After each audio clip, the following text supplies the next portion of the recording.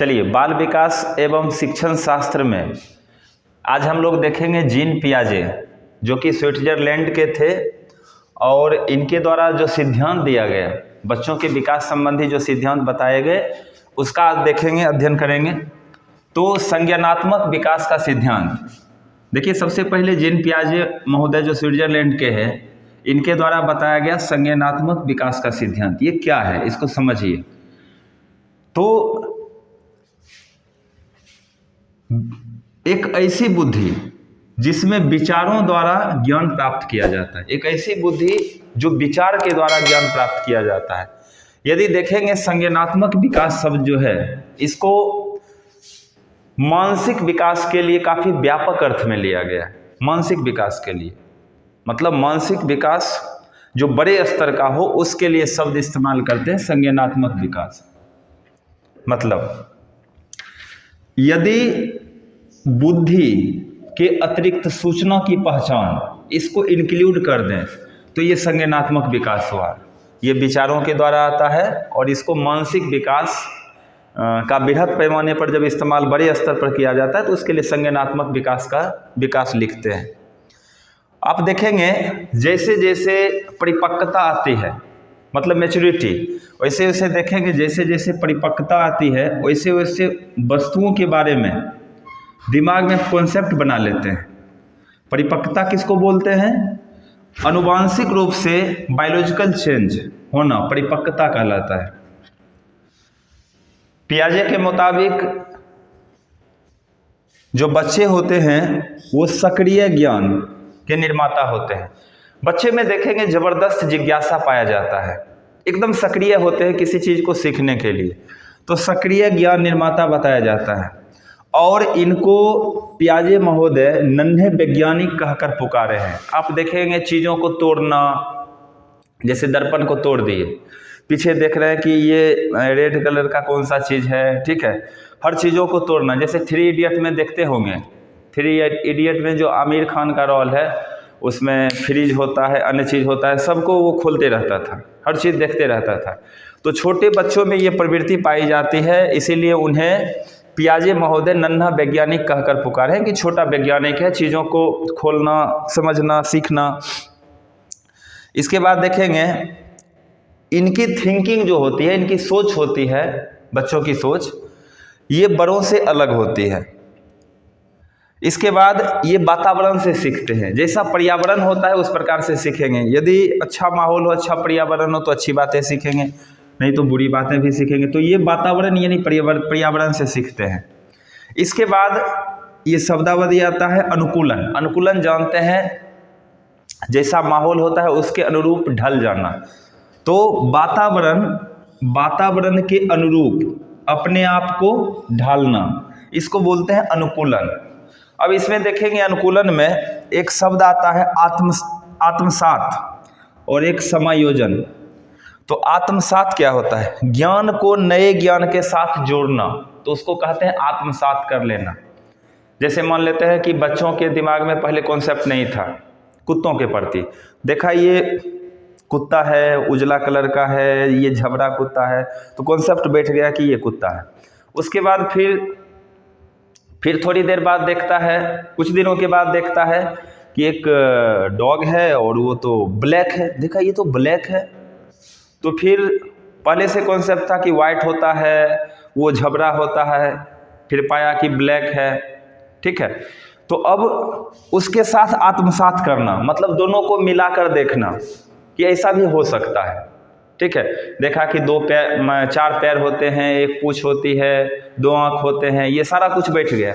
लेकिन फिर उसके बाद देखते हैं कि 4 पैर, 2 आँख, ये तो थी। कुछ दिनों के बाद एक जानवर दिखता है जैसे बिल्ली, ठीक है, तो देखते हैं बिल्ली, बकरी, ठीक है। तो अलग अलग चीज़ों में भी देखते हैं कि यही चीज़ पाया जाता है। तो फिर उसको भी समायोजन, उसको भी जोड़ना, तो आत्मसात करना, पूर्व ज्ञान में नए ज्ञान को जोड़ना, इसको आत्मसात करना कहते हैं। और समायोजन, चीज़ों को जोड़ना। और आत्मसात और समायोजन की प्रक्रियाओं के बीच संतुलन बनाना, ठीक है, संतुलन बनाना आगे बढ़ने के लिए। चलिए इन चीज़ों के बाद हम देखते हैं स्कीमा, समझते हैं स्कीमा क्या है। स्कीमा देखेंगे, सूचना संगठित कर किसी के बारे में कॉन्सेप्ट बना लेना। जैसे मान लेते हैं कि हमको इन्फॉर्मेशन मिला, सूचना मिला कि कोई स्टूडेंट मिला कि ज्योग्राफी बहुत अच्छा परफेक्शन आईएएस में दिया जाता है, फिर अलग इन्फॉर्मेशन मिला कि वहाँ से इतना रिजल्ट भी इस बार आया है बीपीएससी में। तो अलग अलग सूचना इकट्ठा करते गए, फिर उस इंस्टीट्यूट के प्रति एक कॉन्सेप्ट बैठा लिया कि वहाँ से रिजल्ट होता है, वो अच्छा है हर महीने में। तो स्कीमा सूचना संगठित कर कॉन्सेप्ट बना लेना अपने दिमाग में। ये प्रवृत्ति जन्मजात होती है, सूचना से सूचनाओं को जमा करके कॉन्सेप्ट बैठाना, ये प्रवृत्ति जन्मजात, जन्म से ही देखा जाता है। उसके बाद देखेंगे स्कीमाओं को व्यवस्थित करना और जोड़ना, यही संगठन कहलाता है। उसको जोड़ते चले जाएंगे, ठीक है। इसके बाद देखेंगे पियाजे के संज्ञानात्मक विकास की 4 अवस्थाएं हैं। पियाजे के विचार से जो संज्ञानात्मक विकास होते हैं, इनकी 4 अवस्थाएं हैं। पहला होता है संवेदी पेशीय अवस्था, ये 0 से 2 वर्ष तक होता है। अब इसमें देखिए क्या है, इसमें बच्चे क्या करते हैं कि अपने ज्ञानेंद्रिय से चीज़ों को पकड़ते हैं। इसमें आँख, कान, नाक, जीभ ये सब होता है। आँख से जो देखते हैं, उसके बाद कान से जो सुनते हैं, तो अपने ज्ञान इंद्रिय से ही चीज़ों को परखते हैं। तो ये होता है संवेदी पेशीय अवस्था 2 वर्ष तक। उसके बाद देखेंगे इसमें वस्तु स्थायित्व का गुण आ जाता है। बच्चा अपने दिमाग में वस्तुओं की छाप बनाना शुरू कर देता है, वस्तुओं का छाप आ जाता है दिमाग में। अब जैसे क्या कहते हैं कि पापड़ को देखना, तो वो क्या कहते हैं तितली टाइप से दिखाई देता है, जिससे वो छिपी हुई। उसके बाद क्या होता है, जिससे वह छिपी हुई वस्तु को भी ढूंढ निकालता है। तो इसमें देखेंगे बच्चा अपने दिमाग में वस्तुओं की छाप बनाना शुरू कर देता है। जो थिंकिंग करता है वो आ जाता है उसके दिमाग में। जिसके बारे में हम सोच रहे हैं, पापड़ के बारे में सोच रहे हैं, तितली के बारे में सोच रहे हैं, अन्य चीज़ों के बारे में सोच रहे हैं, तो उसका छाप आ जाना, जिससे वह छिपी हुई वस्तु को ढूंढ निकाले। तो ये था संवेदी पेशीय अवस्था। तो पियाजे का संज्ञानात्मक विकास की 4 अवस्थाएं हैं। ये पहला 0 से 2 वर्ष तक। दूसरा है मूर्त संक्रियात्मक अवस्था, इसको बोलते हैं प्री ऑपरेशनल स्टेज। इसमें क्या होता है, इसमें देखिए प्री ऑपरेशनल स्टेज में क्या होता है, इसमें बच्चा सामने आने वाली चीज़ों को देख पाएगा, समझ पाएगा, पर क्रिया नहीं कर पाएगा। जैसे मान लेते हैं बाइक को वो देखता है कि सामने से आ रहा है, ठीक है, ऐसे स्टार्ट होता है, ऐसे चला जाता है, पर उस क्रिया को कर नहीं पाएगा। उसको करना चाहेगा तो नहीं कर पाएगा। इस स्टेज में बच्चा सिंबल्स का यूज करने में निपुण हो जाता है। जैसे आप साइकिल बोलिए, साइकिल का क्या कहते हैं, उसके दिमाग में बन जाएगा, साइकिल का स्वरूप आ जाएगा। फिर देखेंगे इसी आयु में लक्ष्य निर्देशित व्यवहार की क्षमता भी आ जाती है। जैसे मान लेते हैं कि भूख लगना, तो भूख लगता है, उसका लक्ष्य है खाना खाना, अब नहीं मिला तो रोने लग गया, तो लक्ष्य निर्देशित व्यवहार उसमें आ जाता है। इसके बाद देखेंगे सजीव और निर्जीव में अंतर नहीं कर पाता है। ये जीववाद का सिद्धांत बोला जाता है सजीव और निर्जीव में। जैसे चोट लग गया तो वो क्या कहते हैं, निर्जीव वस्तु को भी वो पीटेगा कि यही मारा है। तो सजीव निर्जीव में वो अंतर नहीं कर पाता है। ये अवस्था होता है 2 से 7 वर्ष की अवस्था, प्री ऑपरेशनल स्टेज बोला जाता है। तो ये जीववाद का सिद्धांत। इसके बाद सोचना शुरू कर देता है कि वह जो कर रहा है वही सही है, और वो जो कर रहा है वही आप लोग भी कीजिए। वो अगर मान लेते हैं कि कार्टून देख रहा है टीवी पर, तो आप लोग भी देखिए, आप लोगों को भी बोला जाएगा कि आप देखिए, वो जो करेगा वही सही है, इसके विचार से। इसके बाद क्रमबद्धता, वस्तुओं को क्रम से रखना नहीं आता है, वस्तु को क्रम से व्यवस्थित नहीं कर सकता है 2 से 7 वर्ष में। इसके बाद मुद्रा, भार और ऊंचाई का कॉन्सेप्ट नहीं होता है। उसको क्या कहते हैं, 1000 का नोट दीजिए या 500 का नोट दीजिए और सिक्का दीजिए, तो सिक्का वो ले लेगा, 1000 का नोट नहीं लेगा। तो इसमें वो अंतर नहीं कर पाता है। साथ ही साथ भार और ऊंचाई का कॉन्सेप्ट उसको पता नहीं होता है। तो ये होता है आपको प्री ऑपरेशनल स्टेज, ठीक है। प्री ऑपरेशनल स्टेज में सजीव निर्जीव की पहचान का नहीं होना, उसके बाद क्रमबद्ध किसी भी चीज़ को नहीं कर पाएगा, मुद्रा की पहचान, अंतर नहीं कर पाना, ऊंचाई का कॉन्सेप्ट का नहीं होना, लक्ष्य निर्देशित व्यवहार का करना। तो ये आपका प्री ऑपरेशनल स्टेज में आ जाता है। और संवेदी में केवल ये ध्यान रखना है कि आँख, कान, नाक, जीभ मतलब अपने ज्ञान इंद्रिय से चीज़ों को परखता है। इसके बाद है मूर्त संक्रियात्मक अवस्था, ये 7 से 11 वर्ष का होता है। और इस अवस्था में देखेंगे सामने रखी वस्तु को देखकर ही कुछ कर सकता है या चिंतन कर सकता है। वो चिंतन करने के लिए सामने जब वस्तु रखी हो तभी वो उसके ऊपर चिंतन करेगा। इस अवस्था में जीववाद, मुद्रा, भार, क्रमबद्धता का कॉन्सेप्ट आ जाता है।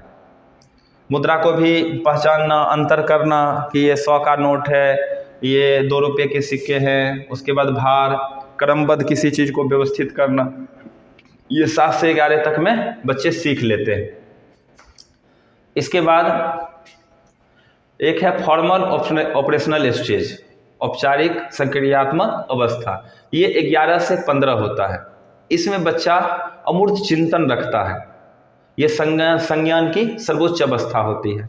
तो ये चलिए जीन पियाजे महोदय के द्वारा, जो स्विट्जरलैंड के थे, इनके द्वारा संज्ञानात्मक विकास के सिद्धांत दिए गए और जहाँ से क्वेश्चन पूछा जाता है, फोकस किया जाता है, उसके ऊपर प्रकाश डाला गया। चलिए नेक्स्ट चलते हैं। लॉरेंस कोहलबर्ग का नैतिकता का सिद्धांत। अमेरिका के ये व्यक्ति थे लॉरेंस कोहलबर्ग। अब इनके द्वारा नैतिकता के बारे में बताया गया। आप नैतिकता क्या है इसको समझिए, सही और गलत की पहचान।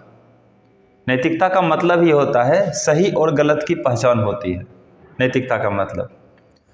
बच्चे अपने सामाजिक परिवेश में ही नैतिकता और अनैतिकता को सीखते हैं। सही क्या है और गलत क्या है ये वातावरण, पर्यावरण में ही, ठीक है, समाज के बीच ही बच्चे सीखते हैं। अब देखेंगे यहाँ एक हिंज की कहानी बताई गई है इनके द्वारा। हिंज की कहानी क्या है?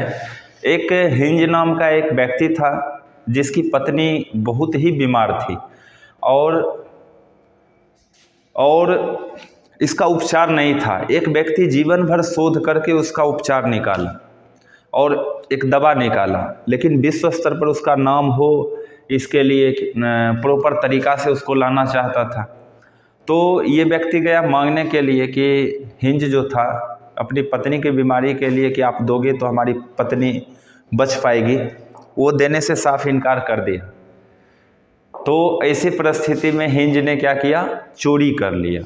ठीक है, इस कहानी के बारे में बताया गया और इस कहानी से जो निष्कर्ष निकला, ठीक है, उस पर आधारित क्या कहते हैं, जो व्याख्या है, जो निष्कर्ष है, उसी पर आधारित आगे सिद्धांत दिया गया। देखिए, कोहलबर्ग के सिद्धांत की आलोचना, इनके सिद्धांत की आलोचना भी की है एक महिला है कैरोल गिलिगन। कैरोल गिलिगन के द्वारा इनकी आलोचना की गई है और इन्होंने तर्क दिया है कि कोहलबर्ग ने अपने एक्सपेरिमेंट में महिलाओं को कम प्राथमिकता दिया है, महिलाओं को जगह ही नहीं दिया। केवल और केवल एक्सपेरिमेंट में पुरुष को ही जगह दिया गया है। और ये बताती है, इनका मानना है कैरोल गिलिगन का, कि पुरुषों की नैतिकता का आधार जो होता है, सही गलत की पहचान पुरुष जो करते हैं, उनका आधार होता है न्याय, और जबकि स्त्रियों की नैतिकता का आधार होता है देखभाल। तो उनके विचार से दूसरा व्याख्या हो सकता था, इन्होंने महिलाओं को जगह नहीं दिया, ठीक है, एक्सपेरिमेंट में, इसीलिए इसकी आलोचना कैरोल गिलिगन ने की है, कोहलबर्ग की आलोचना। अब देखेंगे आगे दिया गया है नैतिक दुविधा। कभी कभी जीवन में ऐसा मोड़ आता है कि आप सोच नहीं पाते हैं कि यहाँ क्या करना चाहिए। जैसे इंटर पास करते हैं तो इंटर पास करने के बाद आपको जनरल कंपटीशन में आना चाहिए या बीटेक कर लेना चाहिए या मेडिकल कर लेना चाहिए, जिसको कहते हैं डेडलॉक पोजीशन, फंस जाना। तो वो दुविधा वाला समय होता है। तो इसी को बोलते हैं नैतिक दुविधा, सही और गलत के बारे में डिसीजन न लेने की स्थिति, इसको बोलते हैं नैतिक दुविधा। हिंज यदि चोरी करता तो पुलिस पकड़ लेती और चोरी नहीं करता तो बीवी मर जाती। ये दुविधा वाली बात होती कि क्या करें ऐसे कंडीशन में। चलिए इसके बाद आगे देखते हैं नैतिक तर्कना। नैतिक तर्कना किसको बोलते हैं? सही और गलत के बारे में डिसीजन लेने की प्रक्रिया, जो भी है सही है गलत है, डिसीजन ले लेना, डिसीजन मेकिंग, ठीक है। तो सही और गलत में से एक को चुनना। तो यहाँ पर हिंज ने चोरी को चुना कि बीवी का जान बचाया जा सकता था। अब देखिए, तो नैतिक तर्क ना हम समझ गए कि वहाँ डिसीजन मेकिंग, डिसीजन ले लेना कि क्या करना है। तो हिंज इस जगह पर क्या डिसीजन लेते हैं कि चोरी को चुनते हैं ताकि पत्नी का जान बच पाए। अब आगे है ये जो कोहलबर्ग है, ठीक है, अमेरिका के, इनके द्वारा नैतिकता के 3 लेवल बताए गए। मतलब नैतिकता किसको बोलते हैं? सही और गलत की परख। इसके लिए 3 स्तर है इनके विचार से। एक है प्राग रूढ़िगत नैतिकता का स्तर, जो 4 से 10 वर्ष तक के बच्चों के लिए रखा गया है। दूसरा है रूढ़िगत नैतिकता का स्तर, ठीक है, ये 10 से 13 वर्ष के आयु के लिए रखा गया है। और तीसरा है उत्तर रूढ़िगत नैतिकता का स्तर, इसको इंग्लिश में बोलते हैं प्री कन्वेंशनल लेवल। और रूढ़िगत नैतिकता का स्तर कन्वेंशनल लेवल, एगो है पोस्ट कन्वेंशनल लेवल, 13 से ऊपर वाला। तो चलिए, प्री कन्वेंशनल लेवल में क्या है? 4 से 10 वर्ष के बच्चों के लिए इस अवस्था में नैतिकता शून्य होती है, मतलब सही गलत की परख नहीं होती है। 4 से 10 वर्ष में बच्चों के पास परख नहीं होती है, सही और गलत के बारे में पता नहीं होता है। और इस अवस्था में नैतिकता दूसरों के लोगों के अनुसार होता है, जो पिताजी बताए, जो दादाजी बताए, उनके हिसाब से सही और गलत का फैसला लेते हैं 4 से 10 वर्ष की आयु में। इसको बोलते हैं प्री कन्वेंशनल लेवल। अब इसके भी 2 स्टेज होते हैं, एक दंड एवं आज्ञा पालन। दंड एवं आज्ञा पालन, बच्चे जैसे कोई बड़े आए तो उसको प्रणाम किया, तो प्रणाम किया दंड के चलते कि नहीं प्रणाम करेंगे तो डांट सुन जाएंगे, इसके कारण। और दूसरा होता है साधनात्मक सापेक्षता तथा उन्मुक्ता, जैसे को तैसा। मतलब ये स्टेज होता है कि अगर वो हमारा बुक फाड़ दिया, वो हमारे साथ गलत किया तो हम भी उसके साथ गलत करेंगे। छोटे आयु में प्राय ऐसा देखा जाता है, हमको मारा तो हम भी मारेंगे।